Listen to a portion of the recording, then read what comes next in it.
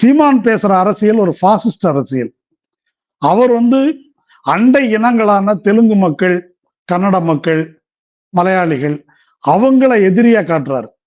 தமிழ் தேசியம் அல்லது தமிழ் தேசிய இனம் இதனுடைய உரிமைக்கு எதிராக இருக்கிறது டெல்லி. அவங்க சொல்லக்கூடிய இந்து தேசியம் தான் இதற்கு எதிராக இருக்குது. திராவிடம்னு ஒண்ணு கிடையாது அப்படின்னு இந்த பக்கம் ரவி பேசுறது தான் சீமானும் பேசுகிறார். அப்போ அதை எதிர்த்து பேசுவதற்கு, இந்த இந்திய தேசியத்தை எதிர்த்து இந்து தேசியத்தை எதிர்த்து பேசுவதற்கு பதிலாக திராவிடத்தை எதிர்நிறுத்தி இவர் பேசுகிறார். இது மக்கள் மத்தியில எல்லாம் செல்வாக்கு பெறப்போவது இல்லை.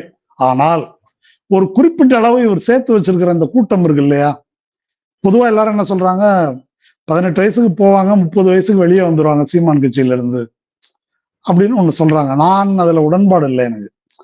இப்போ இந்த வெளியே இப்ப நிறைய பேர் வந்திருக்காங்க, பல மாவட்ட செயலாளர்கள் மட்டத்துல. அவங்க கொடுத்திருக்கிற நேர்காணல் எல்லாம் கொஞ்சம் பாருங்களேன். சீமானுடைய அரசியல் தப்புன்னு யாரும் சொல்லல.